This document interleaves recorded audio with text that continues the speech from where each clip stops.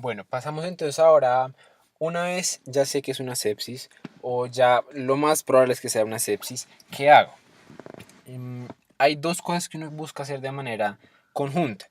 Uno, reanimar o estabilizar al paciente. Y dos, darle el antibiótico adecuado para su infección. La estabilización inicial sigue las mismas reglas que hablamos en shock. Uno primero inicia con la vía aérea, luego maneja la parte circulatoria. Qué pena, inicia vía aérea, luego maneja la respiración y luego pasa a la parte circulatoria. La vía aérea se basa con los mismos principios que hemos hablado, con los mismos principios que seguramente subiremos después al canal de insuficiencia respiratoria, si no está subido ya, que es paciente que está con un Glasgow menor de 8, paciente que no puede proteger su vía aérea, paciente con una acidosis severa que no responde a ventilación mecánica no invasiva, o paciente que definitivamente está muy deteriorado, un examen físico en el que el paciente no va a aguantar por su cuenta respirar más tiempo, que yo veo disociación tóraco-abdominal. En ese tipo de pacientes hay que intubar.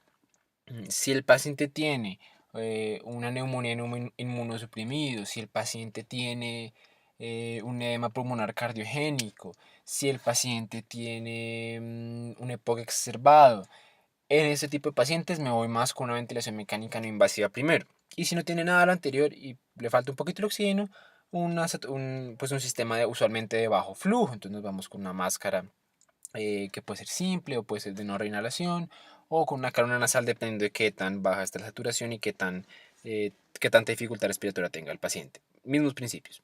La parte hemodinámica es a lo que las guías siempre van más dirigidas y es un paciente que tiene una posible sepsis. Esos pacientes por la vasodilatación y la pérdida de fluido de un tercer espacio están bastante hipovolémicos. Entonces la guía dice, todo paciente que usted observe hipoperfusión, póngale líquidos. ¿Cuántos líquidos le va a poner? La guía en todas partes lo mismo. 30 cc kilo, ojo, en las primeras 3 horas. Es un gran cambio que se ha hecho. Antes esto se pasaba en una hora, que sobrecargaba mucho a los pacientes. Entonces, no, 30 cc kilo en 3 horas. Ahora, ¿qué líquido le va a poner? Entonces, habido muchos estudios al respecto. Lo primero que uno debe saber, y lo primero que dicen las guías es, no le ponga almidones. Los almidones son un tipo de coloides que buscan como lo mismo que buscan los coloides, que es repletar más el espacio intravascular. La teoría es que si yo le pongo algo que tenga proteínas al líquido que estoy infundiendo, el líquido va a tender a quedarse más en la sangre. Eso suena muy bonito, pero lástima que no funciona así, ni con los almidones ni con la albúmina. Se ha intentado hacer lo mismo. Y no solo eso, sino que no funciona, sino que encima a la gente que le pone almidones le da peor, tiene una mayor tasa de lesión renal aguda y de mortalidad. Entonces, almidones definitivamente salieron del parche. Ahora, ¿qué nos queda? Albúmina. Albúmina la gente le tenía mucha fe antes de que salieran todos estos estudios, pero lastimosamente lo que nos dimos cuenta es que no tiene una utilidad tan grande. Si ustedes se fijan en esta barra de cajas y bigotes, aquí están comparando albúmina contra solución salina. Nos vemos que no hay ninguna situación en la que la diferencia sea estadísticamente significativa. Hay tendencias, ¿cierto? En algunas partes, por ejemplo, en los pacientes que tienen disfunción multiorgánica, de pronto les tiene una tendencia a la mejoría, pero se me fue el nombre. eh, el índice de confiabilidad, se me fue la palabra, es cruza cero, entonces tampoco es significativo. ¿Listo? El intervalo de confiabilidad, no me acuerdo, de confianza. Listo, entonces albúmina definitivamente no. Nos gustaría que funcionara y la guía da una medio recomendación como para no comprometerse mucho con el tema, y es que ellos dicen, si usted ha repuesto mucho líquido al paciente, mucho, usualmente se habla más de 3 litros, eh, y el paciente sigue respondiendo a volumen, que eso ya vamos a hablar más adelante qué significa, póngale albúmina, porque ya si le mete mucho líquido tiene el riesgo de que se vaya a tercer espacio mucho y se edematice bastante el paciente. Entonces ahí la albúmina puede tener cierta mejoría. Y si ustedes miran esta gráfica, hay una tendencia a la mejoría, pero nunca ha sido estadísticamente significativa. ¿Listo? El anterior era el SAFE, es el Albius. Ahora, entonces ya sabemos que almidones definitivamente no, albúmina en algunos pacientes que hayan recibido mucho líquido. Ahora, ¿qué nos queda? Cristaloides. En cristaloides nosotros siempre tenemos la misma duda. Solución salina o lactato. Aunque hay muchos doctores que defienden ciegamente el lactato y dicen, no, el lactato es mejor porque cuando uno reanima a alguien con solución salina con mucha dosis, le da una acidosis hiperclorémica. eh, Eso, lo primero que hay que decir es que uno, no es tan absoluto. La incidencia que yo tengo de acidosis hiperclorémica con reanimación con solución salina solo comienza a aparecer cuando yo le meto líquidos bastante grandes al paciente. Si yo le meto 1 a 1,5 litros, la tasa de acidosis hiperclorémica es virtualmente de cero. Entonces, eso es lo primero a tener en cuenta. Lo segundo a tener en cuenta, aunque la solución salina sí tiene ese riesgo que es un poco teórico y uno le suena mal, cuando intentamos comparar en estudios grandes no muestra eso. Entonces, esto es el metaanálisis que hasta donde tengo yo entendido la última vez que me puse a buscar metaanálisis por metaanálisis, más grande que ha habido con los estudios más recientes que han habido. Y si ustedes se fijan, pasa exactamente lo mismo que pasó con la albumina. Sí, hay una tendencia a que de pronto los líquidos que llaman aquí balanceados, que ahí meten al lactato y a unos que se llaman plasma light y unos parecidos, unos hermanitos del plasma light, les va un poquito mejor, pero es una tendencia y no es estadísticamente significativo. Y los beneficios usualmente son más que todos en elevación de la creatinina. En mortalidad es muy, pero muy pequeño la tendencia, la mejoría. Pero bueno, el resumen es, ambos son muy parecidos, use el que usted tenga, pero pues si tiene los dos y le va igual con los dos, pues el lactato sí tiene una tendencia a que pronto le va mejor. Entonces, la parte de establecimiento inicial ya salió. Líquidos 30 cc, ¿cuál van a poner inicialmente? Lactato, y pues es como el que la gente usualmente va a poner. Si tiene solución salina, póngale la solución salina, póngale los 30 cc. Y si cuando tiene la albúmina, cuando lleva mucho líquido. Almidones, nunca. Ese es el resumen de estabilización. Ahora pasamos a la parte de antibiótico terapia. Entonces, el antibiótico es muy importante porque es lo que va a manejar la teología de la infección, la teología de la sepsis. ¿Qué es lo que dice la guía? Usted inicia un antibiótico intravenoso en menos de una hora. Ese menos de una hora es muy importante y se le ha dado mucho énfasis. ¿Por qué? Porque han habido muchos estudios. Este fue un estudio del New England que salió como en el 2015, 16, si no estoy mal, que mostraba que mientras más tiempo ustedes le tome iniciar un antibiótico bien puesto, más mortalidad intrahospitalaria hay. Tanto así que si usted lo inicia en la primera hora, está cerca como al 23%, y si usted lo inicia a las 12 horas, ya casi que está llegando al 30%. Entonces eso es bastante. O sea, un aumento del 7%, que se me mueran 7 más pacientes de los que se me deberían morir sobre 100, eso es bastante. Eh, pero ahora, lo que las guías, y eso es lo que a mí más me frustraba, no hablan es usted cuál le va a poner. Entonces, uno que puede tomar aquí cuando uno no lo guían. Lo primero uno dice, bueno, entonces yo a quién quiero matar. Y ahí entra un problema aún mayor. Ahí nos enredamos más. Porque la sepsis, como nosotros vimos, no es una sola entidad, es un síndrome. Esto es un síndrome de respuesta inflamatoria que frente a una infección. Pero esa infección puede ser cualquiera. Por eso es que nosotros no nos asombra esta gráfica. Cuando nosotros nos podemos decir, ok, ¿qué organismo es el más frecuente en sepsis? Todo, porque todas las infecciones pueden causarlo. Entonces vamos a ver gram positivos, vamos a ver gram negativos, incluso en un porcentaje más pequeño. Vamos a ver otros patógenos, hongos. Hay un artículo de sepsis que revisa sepsis por virus, eso también se ha escrito. Entonces, muchos patógenos. Entonces, ¿qué antibiótico ponemos? Quedamos como en las mismas. La guía lo que dice es ponga un antibiótico de amplio espectro, lo cual pues sí, tiene sentido, ¿no? Para que le cubra la gran mayoría de todos estos, pero todavía no nos dice cuál. Entonces, ¿qué nosotros, o sea, y aquí es donde ya va a comenzar la parte donde yo les digo exactamente qué podemos poner? Para poner un antibiótico tenemos que tener dos cosas en cuenta. Uno, en realidad tres cosas en cuenta, para que me entiendan mejor. Tenemos que tener una cosa en cuenta, dos cosas en cuenta y tres cosas en cuenta. Entonces, voy a comenzar de abajo para arriba. Primera cosa en cuenta, factores de riesgo. ¿Listo? Entonces, hay factores de riesgo para que yo tenga infección por auris, por ejemplo. Si yo tengo esos factores de riesgo, tengo que poner un antibiótico que le mate ese bicho. Si yo tengo factor de riesgo para pseudomonas, tengo que poner un antibiótico que le mate ese bicho. ¿Listo? Segunda medida, que es aún más importante, tengo que tener en cuenta dónde es la infección. ¿Listo? Entonces yo trato muy diferente a una infección urinaria que a una pulmonar. En la sepsis pasa lo mismo. Sepsis con foco pulmonar se maneja muy diferente a sepsis con foco urinario. Y la tercera, tengo que tener en cuenta las propiedades farmacológicas vitales. Entonces, para esto yo creo que hay 3 reglas que uno no las puede olvidar. El antibiótico que yo sé que le va a poner de acuerdo a esto tiene que además cumplir lo que yo les voy a contar ahora. Entonces, ¿cuáles son esas 3 propiedades? Primera, quiero un antibiótico que mate. ¿Listo? Quiero un antibiótico que sea bactericida. Los antibióticos bacteriostáticos no me gustan mucho en la sepsis. ¿Listo? Porque lo más probable, si yo tengo sepsis, es que tenga un inóculo usualmente grande o más grande del normal de este patógeno que me está haciendo responder de una manera muy exacerbada. Entonces, yo quiero un antibiótico que sea bactericida. ¿Listo? Primera propiedad. Esa es la razón por la que, por ejemplo, nosotros vamos a ver que no es muy buena idea ponerle a una sepsis por aureus clindamicina. La clindamicina le pega, incluso le pega al aureus resistente, pero como es bacteriostática, no nos gusta mucho. ¿Listo? Primera propiedad importante. Segunda propiedad importante, yo quiero que el antibiótico tenga un bajo volumen de distribución. ¿Listo? Entonces el volumen de distribución. El volumen de distribución, acuérdense que es el volumen teórico que toma para que la sustancia se disuelva, el medicamento se disuelva. Si yo tengo un volumen de distribución muy, muy grande, esa sustancia va a comenzar a irse más hacia los tejidos.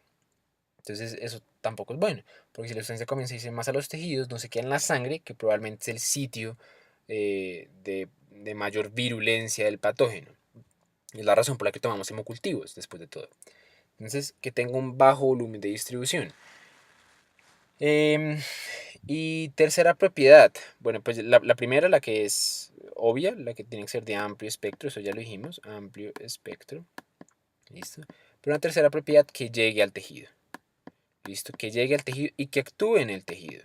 Entonces, ejemplo, aunque la daptomicina es un antibiótico que le pega al aureus, yo no la puedo usar en neumonía, porque en la neumonía pues se inactiva el surfactante. Entonces, esa no me funciona porque en el tejido se desactiva.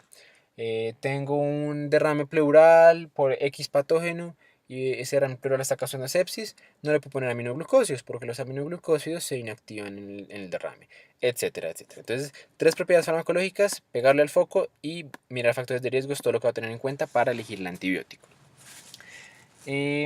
Así pues, entonces, ¿qué le va a poner? Entonces, me gustaría... Voy a buscar si tengo por aquí una diapositiva en blanco. No, no la tengo. Bueno, ni modo.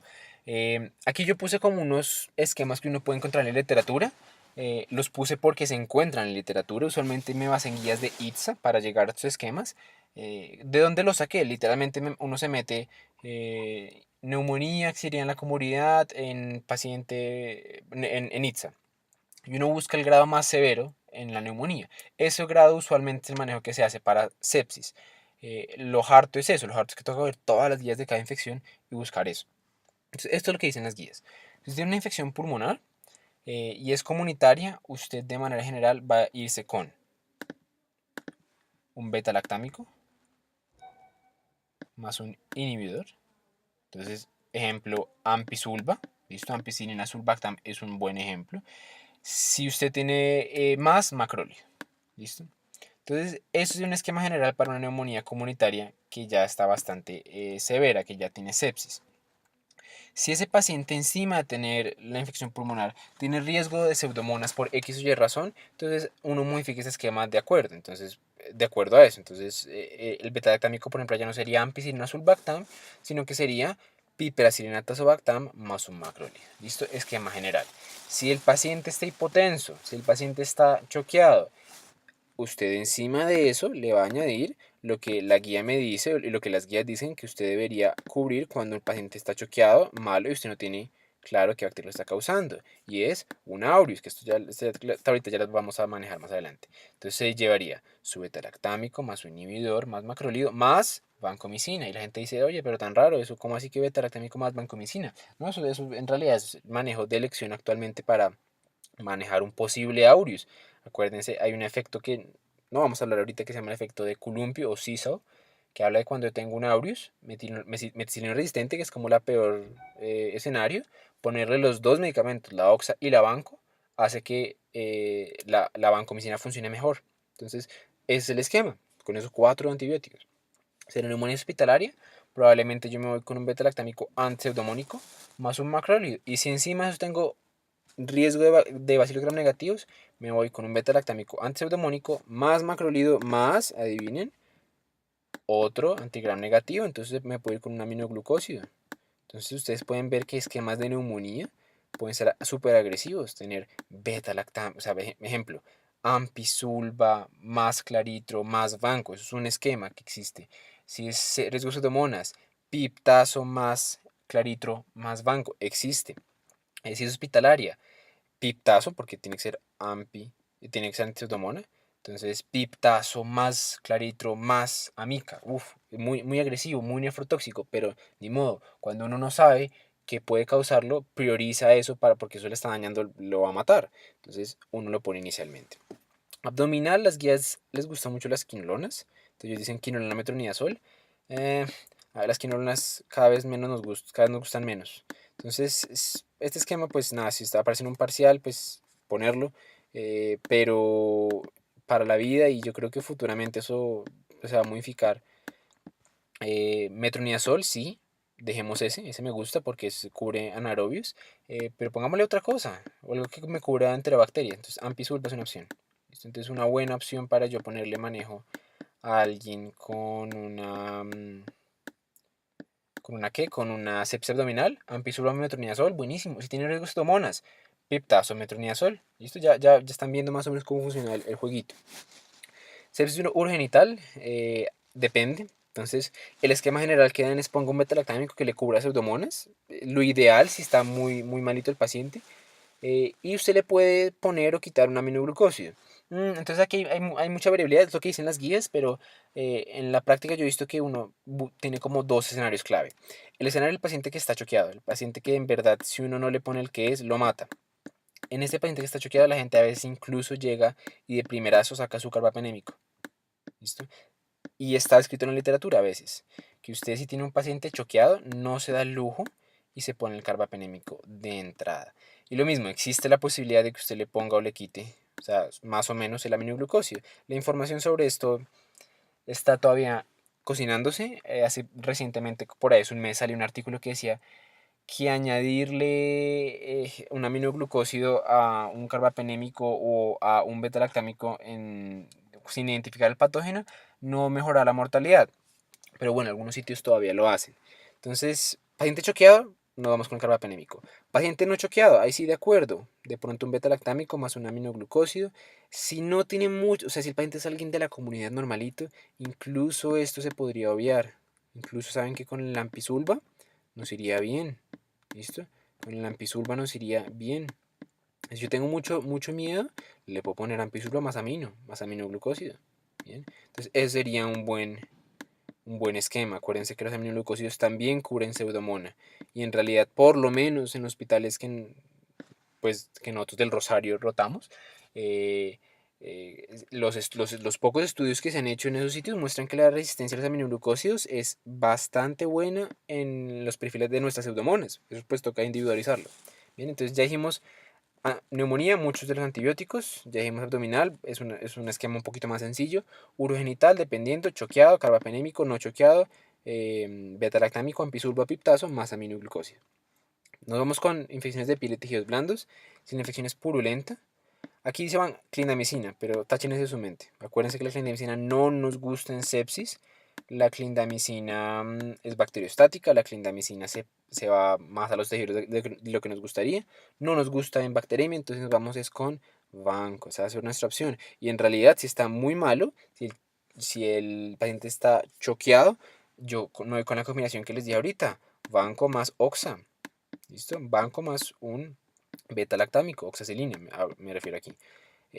Porque la vancomicina le pega al MERSA y esta le pega al sensible. Incluso aunque sean resistentes, la combinación de los dos le va mejor. Si es no purulenta, aquí la gente dice piptazo banco, debatible, debatible.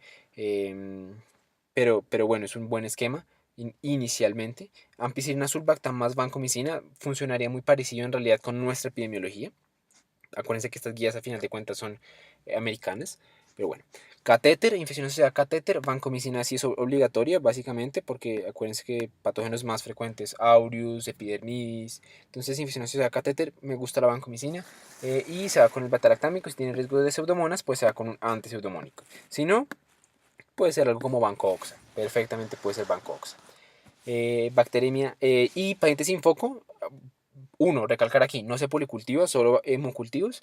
Y dos, se va con, básicamente le va a cubrir todo. Entonces, vancomicina me va a cubrir todo lo gram positivo. El beta-lactámico antipseudomónico me va a cubrir lo gram negativo, incluyendo pseudomonas. Y si el paciente está muy malo, las guías dan la opción de ponerle o quitarle, o incluso sustituirle aminoglucósido o quinolona. Entonces, ustedes van a ver esquemas en pacientes que no tienen foco que van a hacer algo así. Y todas son opciones, todas las siguientes que les voy a decir son opciones válidas. Piptazo banco es una opción válida. Si está muy choqueado, carbapenémico banco es una opción válida, un poquito más agresiva de lo que nos gustaría la mayoría de las veces, pero es válida. Entonces, no sé, imipenem banco, carbapenem banco es una opción válida. Dependiendo de la sensibilidad, por ejemplo, en Colsubsidio, pues en el hospital de Colsubsidio, les gustan mucho las quinolonas porque el perfil de sensibilidad ya es muy bueno. Entonces, un esquema podría ser gentamicina, vancomicina, amicacina, vancomicina. Esos son esquemas que son válidos, ¿cierto? Entonces la gente dice, ay, pero el riñón sí, el riñón, estos esquemas pues son muy nefrotóxicos. Ustedes saben que la vancomicina es nefrotóxica, las aminoglucósidos son nefrotóxicos, pero se pueden dar juntos inicialmente porque ahí, si un paciente está mucho que prioriza esto sobre la posible lesión anal aguda. ¿Listo? Entonces, banco más aminoglucósido es una opción válida.